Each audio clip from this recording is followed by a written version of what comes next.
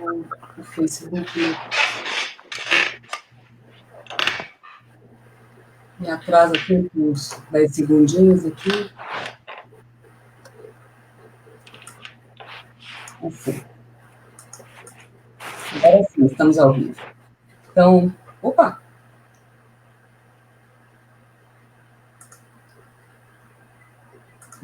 Voltou. Bom, boa tarde a todo mundo que, que está nos assistindo. As pessoas vão entrando aí conforme a gente começa a conversar.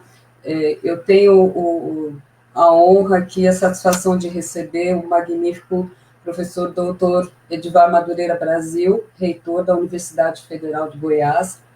Edivar, boa tarde.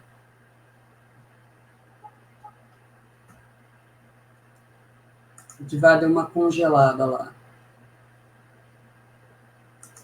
Edivar, você me ouve?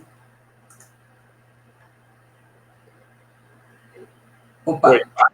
Eu fiz uma troca de link aqui que eu acho que vai ficar melhor. Ah, ótimo. Então, boa tarde. Boa tarde. Eu acho que eu não consigo te chamar de magnífico. Não, pelo amor de Deus. Eu tenho aqui, né, o maior respeito pelo professor Edivar, que eu conheço há tantos anos aqui na UFG, que acompanha essa terceira gestão, né, e sempre muito próximo das artes e tudo, que hoje... Então, hoje de manhã, recebi essa notícia que acho que chocou a todos nós, a comunidade, que o professor está, né, com um teste positivo para a Covid-19 e ainda assim está mantendo a sua costumeira generosidade de nos atender em confinamento. Obrigada, Edivar. Eu que agradeço, Sônia. A gente tinha combinado isso já há alguns dias e eu estava te devendo participar aqui do seu trabalho. Primeiro, quero te parabenizar muito aí, porque você, durante essa pandemia toda, manteve essas atividades culturais aqui e mostrando o quanto que a UFG contribui, o quanto que a UFG está presente. Então, parabéns, professora Sônia, pela sua dedicação, pelo seu trabalho aí e pela oportunidade de bater esse papo aqui com você hoje. Muito obrigada. Eu acho que assim, todo mundo que está nos assistindo e que está aqui presente, hoje é a 84ª live consecutiva.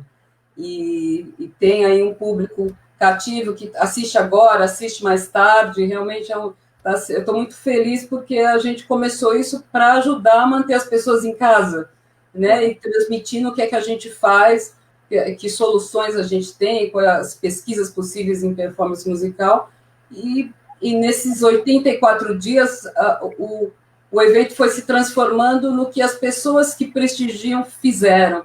Então, estamos construindo aqui a cada dia, e nesse momento, nessa sequência de entrevistas, e eu achei, né, e sem saber, obviamente, né, que estaríamos numa situação tão delicada para você, querendo conversar com o reitor que sempre apoiou tanto a área de artes e música, a Escola de Música e Artes Cênicas, e um pouco sobre essa nossa situação, né, de Covid, e agora você mais que nunca pode falar por isso. Então, queria saber, em primeiro lugar, o que é que você diria, né, para a nossa comunidade hoje, de que agora que você está vivendo esse lado mais real, né, e especialmente porque a gente está vendo em Goiânia, em Goiás em geral, uma certa descrença de grande parte da população de que isso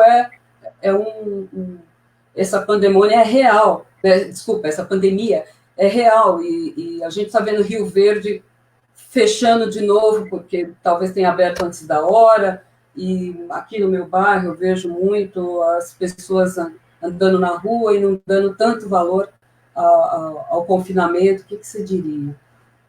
Olha, bom, primeiro falar da minha situação em particular, porque eu tive o diagnóstico na quarta-feira à noite, né? Aí ontem foi o dia de mudar tudo na vida, né? De isolar, de afastar as pessoas de casa. Eu tenho minha mãe de 88 anos que mora comigo, então eu tive que rearranjar toda a logística para me confinar aqui no meu quarto, né? Estou falando aqui do meu quarto, de onde eu não sairei nos próximos 14 dias, até, né, espero não precisar sair mesmo, né, porque se eu precisar sair é porque a doença vai ter se agravado, eu espero que ela não se agrave. Então, para primeiro respeitar esse isolamento obrigatório, no meu caso, né, não tem alternativa, e também cuidar para que a situação não agrave. Então, aí, passado esse dia de acomodação, a primeira providência hoje foi dar visibilidade para isso, para que não haja nenhum tipo de especulação. Eu acho que o respeito, por ser uma figura pública, o respeito à sociedade goiana, em primeiro a comunidade acadêmica da UFG, ele deve ser, a primeira atitude nossa deve ser essa, de respeito às pessoas. As pessoas têm que ter informação segura da fonte, né? E então eu fiz um comunicado primeiro interno na universidade e uma nota que, num instante, eu fiquei até impressionado, 15 minutos depois, um reitor do Rio Grande do Sul me liga dizendo, um amigo que mora no Maranhão me manda um WhatsApp preocupado, e assim, eu não consegui responder nem 20% das mensagens que chegaram no WhatsApp, mas é tudo muito estranho. A primeira sensação é um medo muito grande, normal, do desconhecido. É claro que, felizmente, eu tenho uma condição privilegiada de poder conversar com muitos profissionais de saúde, que eu lido com eles cotidianamente na UFG, e que me deram todas as orientações do que eu devia fazer, e aí agora é enfrentar, né? Estou no início do processo, felizmente, praticamente sem sintomas. O único sintoma que eu tive foi uma dor de cabeça, e estou administrando e monitorando tudo o tempo todo. Então, agora é me cuidar, ter paciência, porque não é fácil. Você me conhece, Sônia, tanto que eu sou inquieto, gosto de fazer 1000 coisas ao mesmo tempo, e agora tem que ficar aqui, né, confinado, quietinho, e para poder superar isso daí.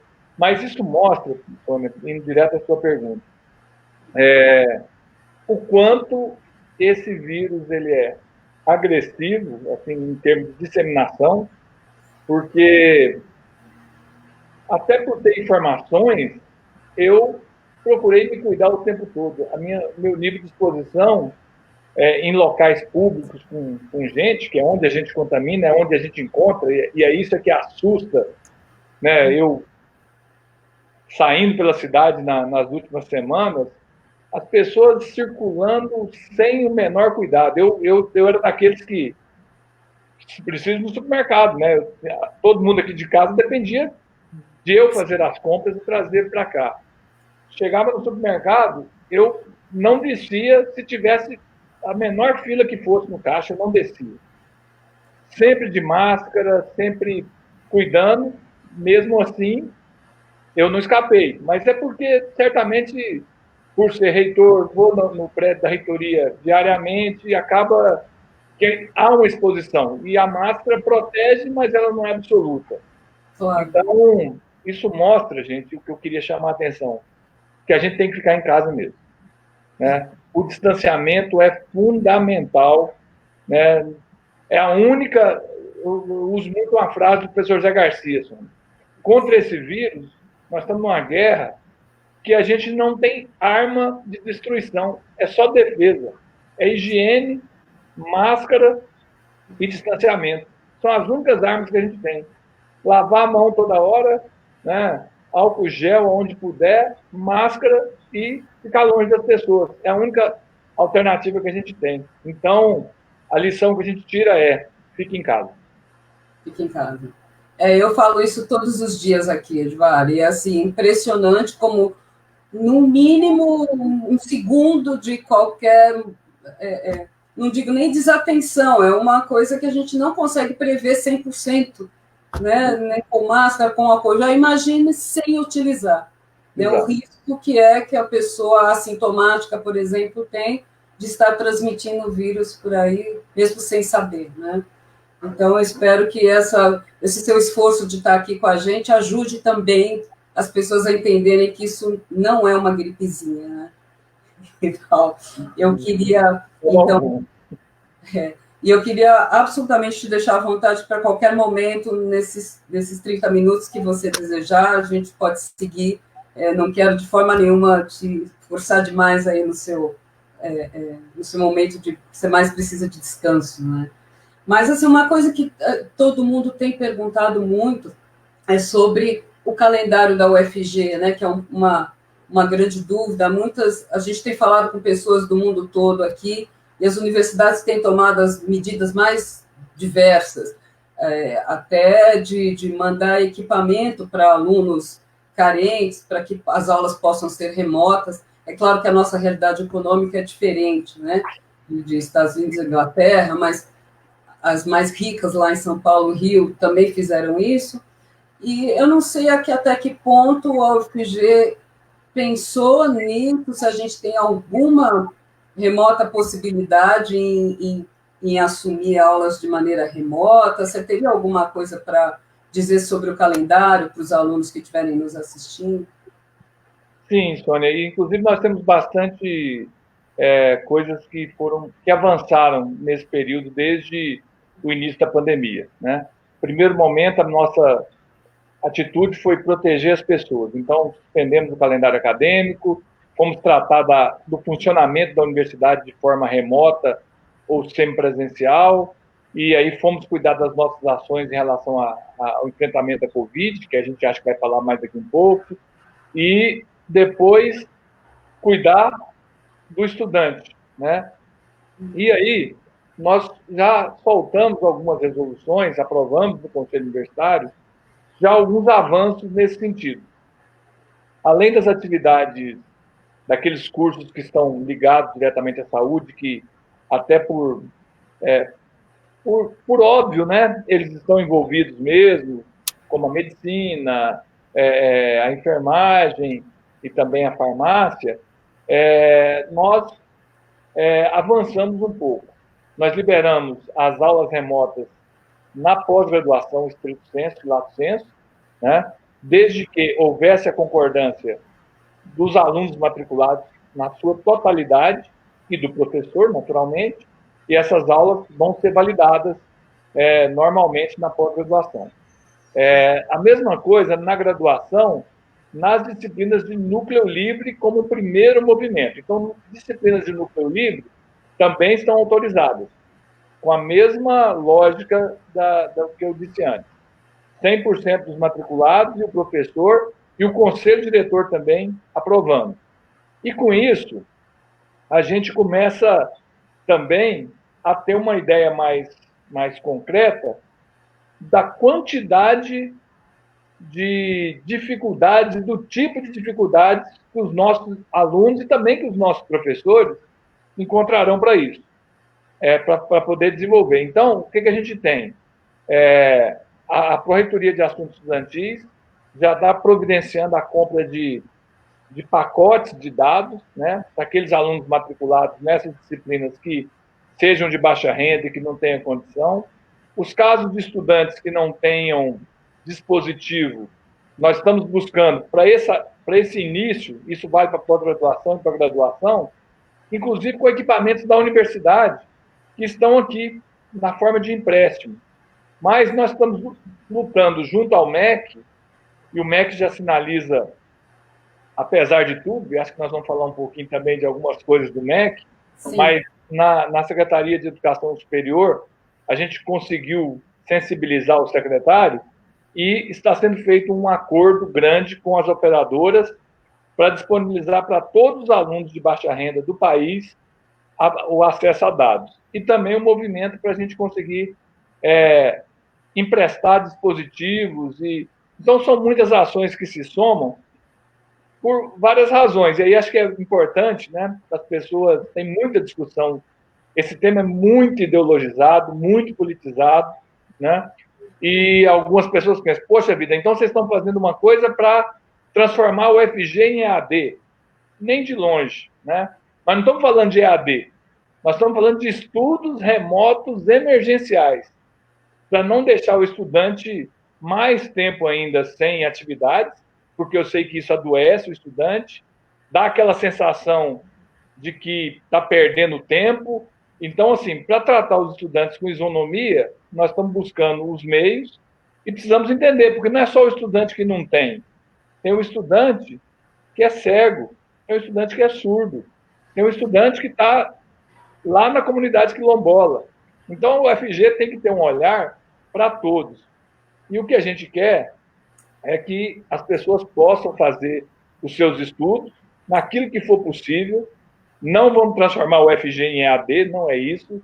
O que é EAD nós já temos e com muita competência, você conhece bem, a música é pródiga em curso de EAD, né? Aí é outro conceito, é a educação mesmo à distância, mas pensando também, Sônia, que daqui a algum tempo nós vamos voltar. Nós não vamos ficar distanciados eternamente, nós vamos voltar. E quando voltar, eu falo sempre, nós não vamos ter nem vacina, nem tratamento e nem teste. Então, numa sala que tem 40 alunos hoje, nós vamos poder colocar 10 ou 12. E aí, o que fazer com os outros 28?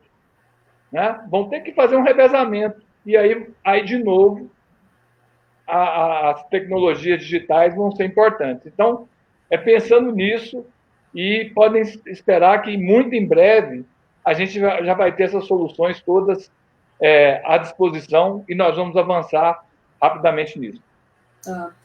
Fico feliz em ouvir isso de você, porque a gente ouve muitas pessoas dizerem exatamente essa politização, né? Então agora vamos diminuir o trabalho, porque aí os professores não vão trabalhar, né? Vai ser tudo online.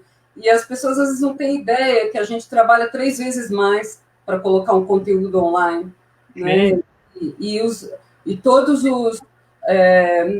as dificuldades que a gente tem, em particular na área de artes, na área de música, como fazer a interação que a gente entendia até há pouco tempo atrás como absolutamente indispensável, né, que agora a gente está considerando que ela não é dispensável, mas que a gente precisa contornar algumas coisas por um período, por um bem comum. Né? Obviamente, a gente quer a arte é feita de interação com as pessoas, né? Então, mas a gente está junto, né? Estamos juntos nessa batalha estamos aqui, né? Agora, hoje, fazendo, né, a arte do jeito que nos é possível. De uma certa forma, você já entrou na resposta da minha penúltima pergunta, que era justamente como é que a UFG está combatendo o novo coronavírus. Tem aqui, né, as atividades online, tem muitos colegas fazendo, eu também estou, a Escola de Música e Artes Cênicas está fortemente nessa batalha. Eu, pessoalmente, participei por um tempo lá na confecção de máscaras, lá na Faculdade de Artes Visuais, porque eu sou costureira. Eu tive lá e ajudei um pouco na confecção. Eu sou costureira de mim mesma, mas eu sou, né? E me senti muito bem poder contribuir por um período, mas assim, até para as outras comunidades do Brasil e do exterior que estão nos assistindo, saber o que mais que a UFG está fazendo. A gente tem uma atuação forte aí na área médica, né? Olha, Sônia, é impressionante, e eu vou te falar, você mencionou aí, né? Eu estou no meu 3º mandato, né? Fui 2 mandatos consecutivos, depois veio o professor Orlando e eu voltei. E eu vou te falar que eu fiquei absolutamente surpreso com a capacidade de resposta das universidades brasileiras como um todo, das federais, especialmente, junto com os institutos federais, as públicas, de uma maneira geral, né?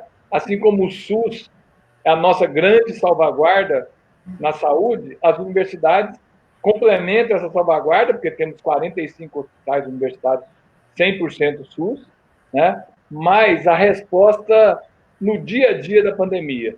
Eu diria para você que a gente precisaria de umas 3 lives dessas só para contar para você o que a UFG está fazendo.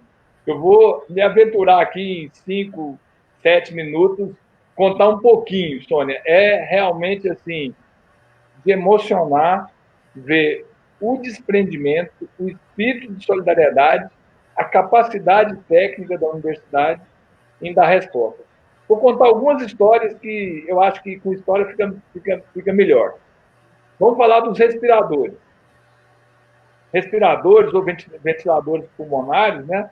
Talvez seja a mercadoria mais disputada no mundo hoje, seja essa, porque não tem para todo mundo, o grande fornecedor é a China, a economia mundial ficou dependendo da China nisso e também nos EPIs, que é outra historinha que eu vou contar, e a gente compras, além de não chegar com preços abusivos, né? E um grupo de professores da Escola de Engenharia Elétrica, Mecânica e Computação, atendendo a um chamado nosso, e eu lembro muito bem, nós fizemos uma reunião lá no CRTI, nos primeiros dias da pandemia, e apareceram lá uns professores todos novinhos, né? Gente de 30 anos, que entrou na universidade há 5, 6 anos, no máximo, né? E escutaram bem a gente e começaram a falar em retrofit, não sei o quê. Resultado, 2 meses depois, uma equipe liderada pelo professor Sigeu apresenta para uma equipe de médicos, secretário de saúde no meio e mais outras pessoas, ele que nunca tinha visto um respirador na vida, entrega um respirador super funcional e já estamos providenciando a patente do respirador, que agora já está sendo certificado pela Anvisa, e o que é melhor, eles entenderam, eles elaboraram um projeto buscando componentes que não entravam na disputa das empresas comerciais que utilizam esses componentes. Ou seja, os componentes que a gente precisa são mais fáceis de achar no mercado do que aqueles ventiladores pulmonares de última linha que entram alguns microprocessadores que ninguém encontra, porque não adiantava desenvolver um que dependesse de um componente que não achava no mercado. Então, a inteligência deles foi de desenvolver, e aí com médicos assessorando, aí entra assim, o espírito público antes de tudo, sabe, Sônia? Ele entra e as pessoas ajudam, e a universidade é a grande aglutinadora. Vem secretaria, vem empresa, vem profissional liberal, vem outras instituições, vem, e aí o respirador está pronto. Na mesma linha, um outro grupo falou, olha, deve ter respirador encostado nesses hospitais aí, estragado. Vamos arrumar esses respiradores? Resultado, receberam 120 respiradores, vão devolver mais de 60 em condições de uso. Um dos hospitais de campanha do governo do estado, se não me engano, o de Águas Lindas, funciona com os respiradores que a UFG recuperou. Então, mostra assim, a capacidade de resposta, aquele conhecimento acumulado, que às vezes as pessoas falam que a universidade só pesquisa coisa que não tem importância, né? Ele se encontra e aflora nessa hora com todo o seu vigor e dá resposta prática extraordinária. A mesma coisa foi no EPI. A sua vizinha, vamos dizer, ex-irmã, Faculdade de Artes Visuais. Sim. Vocês tiveram... Muito bem-vinda, queridas artes visuais. Né? Isso. Parte da nossa grande balbúrdia. Isso. Junto com a Faculdade de Enfermagem, montou uma planta piloto de produzir máscaras e aventais. Sucesso absoluto. Replicamos isso pelo estado inteiro e certamente os profissionais de saúde tiveram acesso a máscaras de qualidade que não teriam se não tivesse passado por aqui. Aí vem os trabalhos do LAPIG de fazer uma plataforma de referenciamento com base em geoprocessamento das ocorrências. Todo mundo em Goiânia acessa Covid Goiás, sabe se seu bairro tem, quantas UTIs tem, o que tem. Enfim, uma ferramenta amigável, informativa, que está subsidiando os gestores a tomar decisão. Vem o grupo do Zé Alexandre, Tiago Rangel e Cristiana e vai estudar a evolução da epidemia e mostra para a gente claramente, olha que lá em março eles acertaram na mosca quando nós teríamos a 100ª morte pela Covid. E eles estão falando para a gente, o pico é agora, em julho, precisamos ficar distantes. Claro que subsidiou o Estado e o município a tomar a decisão.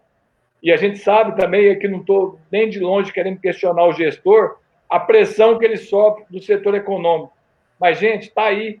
Nós não estamos falando de uma projeção baseada em coisas artificiais, não. Eles já modelaram e já acertaram. Então, a chance deles acertar agora é enorme. Então, esses movimentos, eu poderia ficar aqui, se a gente tivesse 2 horas de live, falando, eu estou muito confortável, eu estou na minha cadeira aqui, sentadinho, tranquilo, a Covid não está me incomodando nesse momento, mas assim, eu não vou esticar mais, mas eu acho que dá uma amostra, né, daquilo que a UFG pode fazer. E eu queria, se você me permite, fazer um comentário que, assim, que as pessoas que estejam nos assistindo, então, assim, mas Sônia, você fala sempre de performance musical, e como é que você está aqui agora, você virou política? Não, não é uma questão política, gente, é uma questão de humanidade.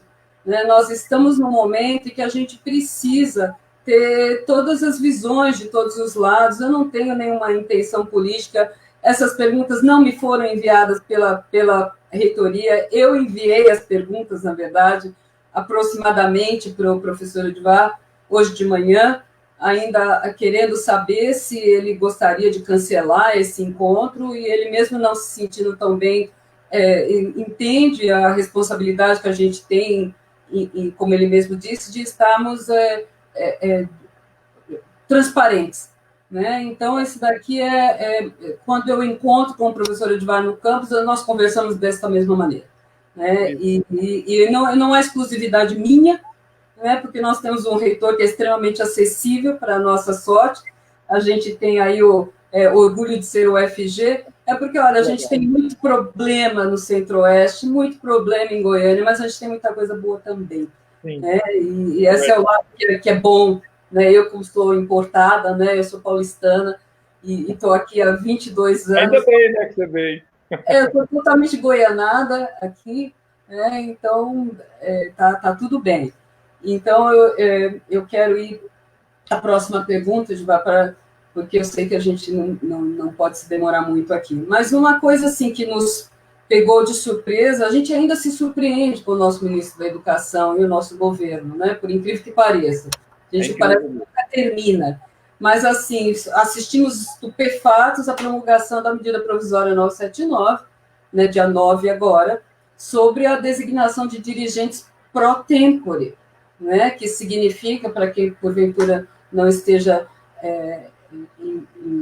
familiarizado com o termo, é quando é um cargo temporário, quer dizer, o cargo de reitor e vice-reitor nas universidades, por uma tradição democrática, sempre foi feito com consulta à comunidade, professores, funcionários e alunos, em proporções discutíveis, mas, enfim, sempre foi feito assim, elabora-se uma lista tríplice, e então o ministro da Educação nomeia um desses 3 da lista, e por uma questão ética e moral se indica o primeiro. E das poucas vezes que não indicaram o primeiro, foram problemáticos, né? Então, recebeu, sabendo que você, Edvar, é o vice, já foi presidente, atual vice-presidente da Andifes, né? Que é a Associação de Reitores das Federais. O presidente recentemente disse que a Andifes está tomando providências cabíveis para coordenar ações pertinentes à contestação dessa medida provisória, que, segundo ele, atenta de forma absurda contra a democracia do país e a autonomia constitucional das nossas universidades. Você podia falar um pouco sobre que providências seriam essas? O que a Andif está fazendo? Imagino que... Sônia, inclusive, tem uma notícia muito boa nesse sentido. A gente está sendo vitorioso, nós estamos sendo vitoriosos nesse enfrentamento. Bom, primeiro comentar um pouquinho disso, né? Um verdadeiro absurdo, inclusive as alegações que são feitas, né? Por estarmos em pandemia, se justifica nomear pro tempore, ou seja, colocar um interventor na universidade que tiver o mandato do seu reitor vencendo durante a pandemia. Imagine você, a UFG de alguma forma está protegida, porque meu mandato é até o final do ano que vem, e quando, então, da chegada da eleição e da escolha, possivelmente a gente vai estar fora desse período de distanciamento. Mas imagine a Universidade Federal do Rio Grande do Sul, que está em processo eleitoral. A Universidade Federal do Paraná, que está entrando em processo. a Universidade Federal do Piauí, Federal do Semiárido, e aí teria umas 10 universidades, até o fim do ano, umas 16 universidades, que simplesmente a medida provisória proíbe de fazer consulta e proíbe o Conselho Universitário de fazer a lista tríplice. Né? E aí eu vou dar um exemplo concreto. No meio da pandemia, a Universidade Federal do Sul e Sudeste do Pará, que é a Unifespa, com 2 S e PA, o reitor Maurílio foi reeleito com 80 e tantos por cento dos votos, com a participação maciça da comunidade universitária dos 3 segmentos, tudo feito como nós estamos aqui. Os debates virtuais, a consulta também usando formas remotas de consulta, a reunião do Conselho Universitário que fez a lista tríplice e o processo montado. Então, aí mostra, né, o equívoco absoluto que o governo federal fez ao colocar isso. A mobilização foi tão grande, né, e nós imediatamente saímos para acionar parlamentares, juristas, entidades, tanto as nossas representações de professores, técnicos, estudantes, ou seja, Andes, Proif, Fazubra, Uni, todo mundo se mobilizou. E hoje de manhã, o presidente do Congresso Nacional, o presidente do Senado, Davi Alcolumbre, devolveu a medida provisória para o Executivo. Coisa raríssima de acontecer. Até hoje, na história, depois que existe medida provisória, só 2 medidas provisórias foram devolvidas, e uma concertação de forças, que a Andifes teve um papel importante, mas foram as forças da sociedade que se indignou absolutamente com essa bizarrice, não tem outra palavra para dizer, esse absurdo, que atenta não contra a autonomia universitária, que é talvez o nosso maior valor, mas atenta contra a democracia no país. Com isso, abriria-se as portas para não ter eleição de prefeito e colocar prefeito biônico, governador biônico, qualquer coisa poderia ser feita. Grande retrocesso. Desse absurdo. Então, nós estamos com a nossa ação preparada para entrar no Supremo Tribunal Federal, já entraram também. Com a devolução da medida provisória agora, resta saber se ela realmente perde o efeito ao ser devolvida. Existe uma questão jurídica aí que vai ser esclarecida nos próximos dias, mas já é uma vitória, porque a outra medida provisória, por que aconteceu isso, Sônia? Desculpa a gente alongar. Porque no finalzinho do ano, nós ganhamos um presente de Natal, que foi a medida provisória 914, que acabava com o papel do Conselho Universitário na escolha do reitor. Fazia uma consulta, né, de forma absurda, desrespeitando a democracia construída em cada universidade, e mandava uma lista tríplice, dava liberdade para o presidente escolher na lista tríplice, sem o crivo do Conselho Universitário. Nós atuamos no Congresso, conseguimos fazer que a medida provisória, no jargão do Congresso, caducasse, perdesse o efeito, e a retaliação foi outra medida provisória, o que é inconstitucional, porque já tinha uma medida provisória no mesmo âmbito, tratando do mesmo tema. Então, eu quero reconhecer aqui a lucidez do Congresso Nacional em devolver essa medida provisória para o Executivo. Realmente é um absurdo, e hoje eu tive essa notícia de manhã, fiquei extremamente feliz, até os poucos sintomas que eu tinha desapareceram com a notícia.